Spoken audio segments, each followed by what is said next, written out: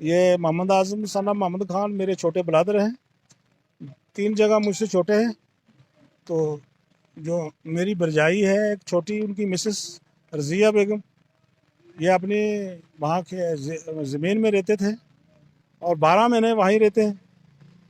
और आई रात को, जो गई रात है, इसके बीच में कुछ लोग आए और उनका गला काट दिया और मेरे ब्रदर को गला भी काट दिया, बाजू भी टूटे हुए उसके, और मेरी जो भरजाई है उसका भी गला काटा हुआ है और पाँव भी उसका एक लेकर चले गए वो।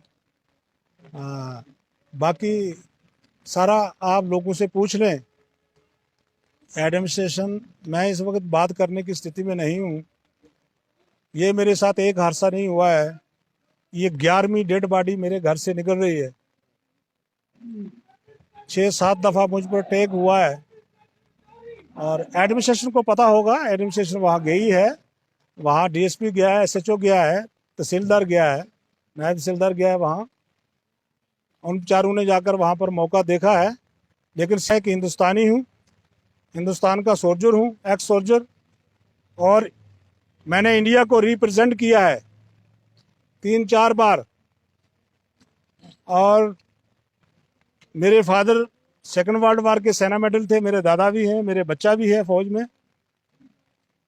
मुझे यही इसी का सिला मिल रहा है कि जो मैं बार बार अपने यहाँ हिंदुस्तान जिंदाबाद का नारा लगाता हूँ हिंदुस्तान आर्मी जिंदाबाद कहता हूँ, हिंदुस्तान की एडमिनिस्ट्रेशन को जिंदाबाद कहता हूँ। शायद मुझे उसका सिला मिल रहा है। मैं एक सोशल वर्कर भी हूँ।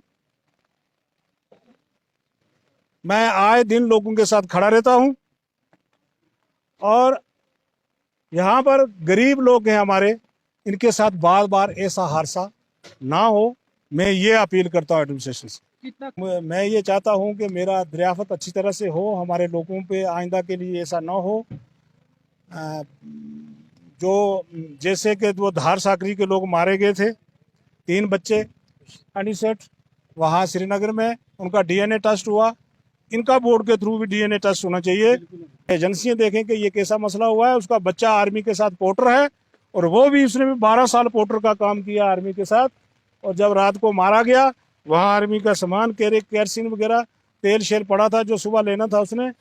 और मैं इसी पे ये बात करूँ, मैं ज़्यादा कुछ न कहते हुए, मेरा इस वक्त नहीं है कि मैं ज़्यादा लीडरी अपने आप को दिखाऊं। लेकिन ये कहीं इन्वेस्टिगेशन का विषय है, मर्डर हुआ है या फिर टेररिज्म एक्टिविटी में जो इन्वॉल्व लोग थे उन्होंने मारा है, या मिलिटेंसी का जो हादसा है, इस पे अभी मैं टिप्पणी कोई नहीं कर सकता। लेकिन बताया यही जा रहा है कि कहीं ना कहीं उनका, अगर वहाँ पर जब स्पॉट पर हम पहुँचे, उनका दोनों का जो मियाँ बीबी थे उनका गला जो है कट किया हुआ, एक पाँव काटा हुआ है। मतलब एक बहुत ही भयानक जो है जो सरे अंजाम दिया जो स्मृतियों को, मेरे को लगता पूरे इलाके में दहशत का माहौल है। अभी आपने देखा कि किस तरह से पूरा सब डिस्ट्रिक्ट के जो लोग थे, खासकर कोटरंका वासी, वो वहाँ पर स्पॉट पर गए हुए थे।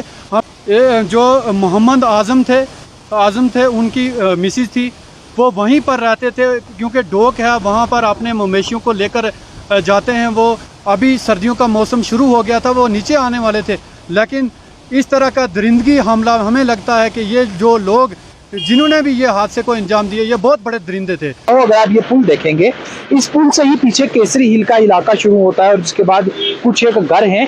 यहाँ बीती रात एक बहुत बड़ा वाकया पेश हुआ, जिसमें कि एक शख्स व उनकी जो बीवी है, उनका उन्हीं के घर के अंदर बड़ी ही बेरहमी से कत्ल कर दिया गया। और ये जो दोनों लोग थे, इनके गले रेंदे गए।